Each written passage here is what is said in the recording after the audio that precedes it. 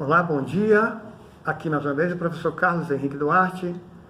Agora nós vamos comentar esta manhã um fato muito interessante ontem sobre a votação do ministro para o Supremo Tribunal Federal, e o nosso projeto de se meter da informação é exatamente nós podemos ter um equilíbrio do ser como um todo nas questões físicas, materiais, emocionais, mentais e espirituais. E nós precisamos viver, estamos convivendo com a política, com o judiciário, com o dia a dia. O que acontece ontem, que foi comentado uma questão relacionada à religião, né? O fato do dia foi um ministro terrivelmente evangélico. Já ouvi frases do tipo, o ministro fervorosamente católico, e por aí vai. E hoje pela manhã eu vi um comentário de um advogado, realmente interessante. Ele comentou que não viu, né,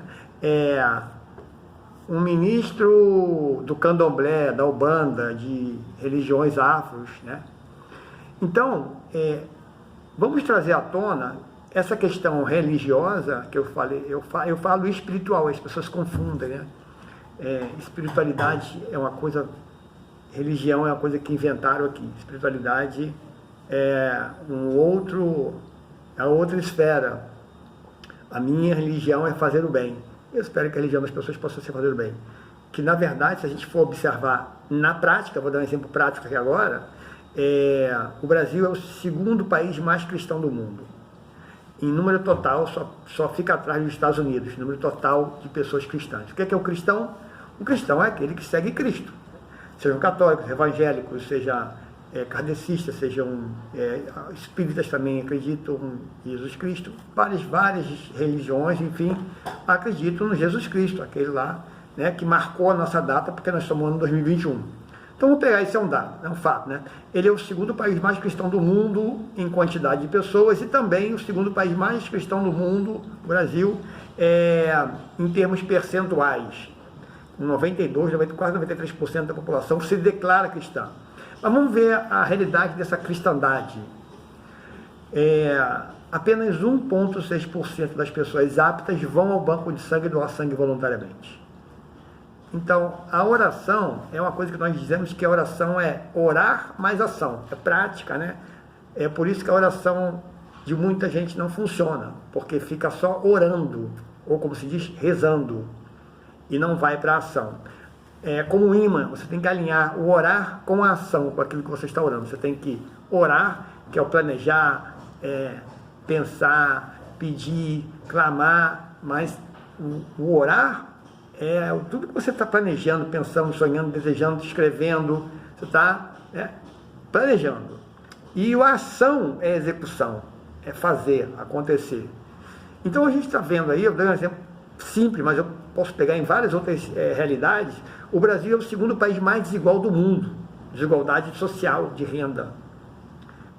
Só estava aí atrás do Catar, tempo atrás. Varia pouco, mas é. Então, assim, uma sociedade que tem uma desigualdade das maiores do mundo, em que nós temos pessoas comendo ossos, um Brasil rico, que exporta milhões e milhões de toneladas de alimento para o mundo, pessoas comendo ossos e outras que nem ossos têm para comer, passam fome. Alguma incongruência na nossa dita aí, de muitas pessoas, enfim, de nossa sociedade, que se diz cristão religiosa. Esse é um ponto contra fatos, não há argumentos. Agora voltemos à questão aqui da indicação e da aprovação, na verdade, do ministro, que foi declarado inicialmente que a indicação seria de um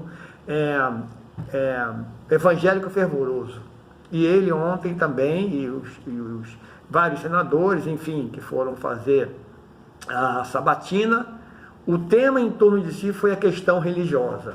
Ou seja, não estamos aqui discutindo se o ministro ou não é, enfim, mas vamos trazer aqui então a Bíblia, que já que nós somos um povo cristão, então vamos nos importar, tem a Bíblia aqui, abrir, né? Aqui a Bíblia Sagrada, certo?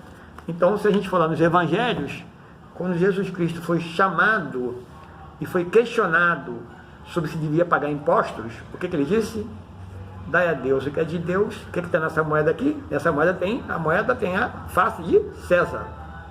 Então, a moeda de César, dá a César o que é de César, dá a Deus o que é de Deus. Muito mais do que sair do impasse, que se ele falasse que era contra os impostos, ia desagradar os soldados romanos, podia arrumar encrenca, como desagradar os judeus que eram contra os impostos se dissesse que era a favor, porque ia dizer que ele estava a favor dos impostos, mas muito mais do que isso, ele fez uma pergunta para as pessoas se questionarem, muito mais do que isso, ele quis dizer o quê? Nesse caso aqui agora, o ministro do STF, ou o cargo de executivo, de eleição, de governador, de senador, qualquer que seja, as pessoas têm votado porque o fulano é evangélico, porque o fulano é católico, e esse é um dos maiores erros que existe, né? Pelo que a gente pegou aqui, fato prático, o fato de você ser católico evangélico, ser kardecista, ser bandista, isso não significa que você é uma pessoa boa ou má. Até porque, se isso fosse verdade, na época de Jesus Cristo, ele não seria crucificado. Existiam milhares de fariseus e saduceus que eram fervorosos leitores da Bíblia, né? E os saduceus e os fariseus vão existir ao longo dos séculos. Pessoas que seguem rigorosamente a Bíblia, matam os outros, colocam na fogueira. Então, para terminar aqui, vamos trazer uma luz sobre essa questão de evangélico católico, sobre a religião, porque nós somos cimentos da informação, de trazer informação, de falar de mudança de pensamento, de patamar, de postura, de ação, de cuidar do seu físico, do mental, do espiritual, né? Como o fogo só existe porque tem 3 elementos, né? No mundo de hoje, tudo é chamado nichado, né? O oftalmo quer cuidar do olho, o outro quer cuidar da mão, o médico clínico parece que é praticamente inexistente, é raro, né? Então você acaba ficando sequelado, como aconteceu com a minha mão, né? Eu tive um corte num vidro, fui para emergência, foi feita a cirurgia, eu falei que não estava sentindo, o médico cirurgião, não era ortopedista, mas era cirurgião, achou que eu estava impressionado, não estava sentindo o dedo. Eu tive tratamento com ortopedista, que não é o especialista de mão, até eu chegar no especialista de mão, quando ele viu e falou, agora, olha, melhor você não mexer, porque você tinha que chegar aqui até 10 dias, eu poderia mexer no tendão e recuperar. E agora, se eu mexer, eu tenho que tirar o tendão daqui, passar para cá, aí posso danificar o tendão daqui, está afetando, não. A gente vê que o dedo, ó, ele não vai, esse aqui vai, ó, tá vendo? Esse dedo aqui, eu tenho, ele tem que ir com outro, aí esse aqui vai sozinho, tá vendo? A diferença, ó. Meu dedo vai sozinho, tá vendo? Esse aqui, ó, eu tenho um movimento, enfim, perdi força, mas fiquei com a mão, entre aspas, secolada. Então isso tem acontecido muito no dia de hoje, na internet principalmente. São muitas dicas, muitas métodos, enfim, caminhos, atalhos, né? E se atalho fosse bom, não era atalho, era caminho. E muitas técnicas que servem para aquela pessoa, servem para você. Então vamos trazer aqui e comentar essa questão da religião, sobre a questão dos evangélicos católicos. Bom, esse livro aqui, chamado A História da Riqueza do Homem, veja, esse livro eu estudei no 2º ano do meu chamado segundo grau, né? Que hoje é o 2º ano médio. A História da Riqueza do Homem, de Léo Huberman. Então, esse livro aqui é muito interessante, ele conta a história pelo ótica da riqueza, e que é uma verdade. Toda a nossa história, toda a nossa evolução, como nós somos seres físicos, somos seres que habitamos aqui, precisamos do dinheiro, a maioria das pessoas seguiam pelo dinheiro, para fazer as coisas, para trabalhar, para casar, para se relacionar. Assim, o dinheiro é uma coisa que move o mundo, né? Por causa do dinheiro move o mundo. E esse livro mostra o seguinte, que muitas pessoas querem dizer que o evangélico, enfim, ou católico, porque lá teve a chamada reforma, né, protestante, que começou com Martinho Lutero na Alemanha, enfim, e que foi um movimento, porque a Igreja Católica vendia chamada indulgências, que a pessoa comprar o reino dos céus e que faz, enfim. E aí, a maioria dos livros vai contar a história que as igrejas chamadas protestantes surgiram para serem né? Não vão fazer isso, só vão falar do lado bom, que a Igreja Católica, enfim. Mas isso não é verdade, tudo tem um fundo econômico. Na verdade, o que aconteceu? Que esse livro aqui fala, na história, é ele que fala, tá? Ele conta o seguinte, que é a realidade. A época antes das igrejas protestantes surgirem, a igreja católica, o mundo era um sistema feudal, ou seja, existiam os feudos, né? Eram os senhores do campo, eles tinham vários camponeses que produziam, não existia o que a gente chamava de estados nacionais. Estado nacional, França, Inglaterra, Espanha, não existiam esses estados, existiam os feudos, né? E aí, com a revolução da burguesia, enfim, e também com as revoluções que foram surgindo na classe média, na Idade Média, foram surgindo os estados nacionais. Foram surgindo França, Alemanha, enfim, foram formando estados nacionais mais robustos, porque quem dominava eram os feudos, então os estados nacionais passaram a ter força e foram crescendo. E aí é o seguinte, bom, a Igreja Católica arrecadava, você tem um centro hoje, é Roma, né? Então os estados nacionais começaram a perceber que havia essa arrecadação em seus estados, agora não são mais feudos, né? Estados, e esse dinheiro no final, boa parte dele é para Roma. Então, mesmo que eu tire aqui do Brasil 10%, aí dos Estados Unidos, enfim, e vai para Roma, opa, peraí, está levando aqui, é o que acontece hoje com as empresas que a gente chama aqui de multinacionais, né? Por isso que os países desenvolvidos defendem suas empresas a todo custo. Eles impedem o máximo possível de empresas de outros países entrarem lá, seja desenvolvido ou seja de países subdesenvolvidos. E eles querem entrar nos países subdesenvolvidos, obviamente. É normal, né? Então, porque as empresas elas vêm aqui, investem e mandam, né, os dividendos lá para o seu país de origem, tá? Ao invés de ficar aqui e investir aqui, se é uma empresa multinacional, ela vem aqui, investe, ganha aqui e manda lá o seu dinheiro para a matriz lá no país de origem dela, tá?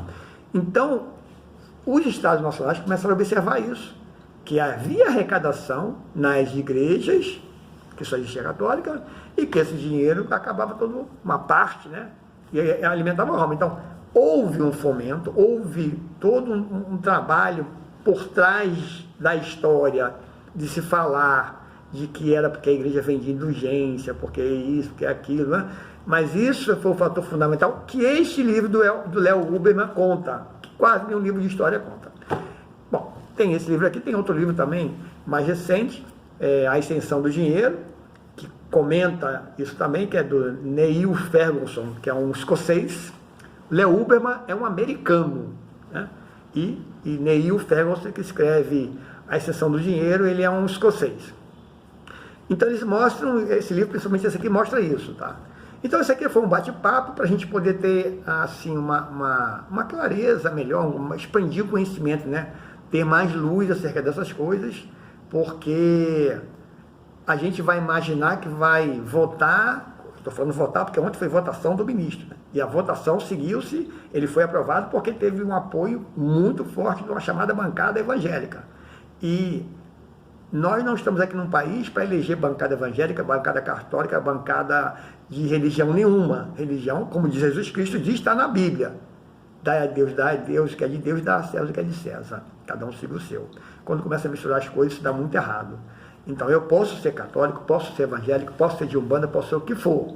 Mas se eu for me candidatar a um pleito público, que seja no cargo eletivo, que é de deputado, senador, que seja um cargo efetivo, que é no caso do ministro, né, do Supremo, que fica a vida inteira, enfim, isso não deveria ser o cerne da questão, não deveria ser o objeto da questão. E sim, se essa pessoa tem capacidade jurídica, se tem uma chamada ilibada reputação, um histórico que condiz com que essa pessoa vá lá para o Supremo, no caso, julgar as leis de acordo com a Constituição. Mesmo que ele não concorde, está escrita a Constituição, ele tem que seguir aquilo ali. Não com suas convicções religiosas de terrivelmente evangélico ou de fervorosamente católico, ou que seja qualquer outra religião, que isso não é o cerne da questão. E principalmente, né, tem um outro fato aí que a gente vai levar. A questão é que o ministro está lá, o presidente está lá, o deputado está lá, ele está lá para representar a população, e não os evangélicos, ou católicos, ou bandistas, ou o grupo que seja. E isso é que estamos vivendo num país hoje, e nós, como eleitores, porque nós elegemos deputados, senadores, presidente, enfim, que esses senhores que vão indicar ministro do Supremo, do Tribunal de Contas, vão indicar, fazer toda a política, enfim, né? E isso é que faz esse país ser o país mais desigual do mundo, e nós continuamos orando lá, orando, achando que vai cair mais lá do céu e não cai. Não tem líder da esquerda, da direita, do centro, do centrinho, do centrão. Quem muda esse país é a população. Aquele abraço.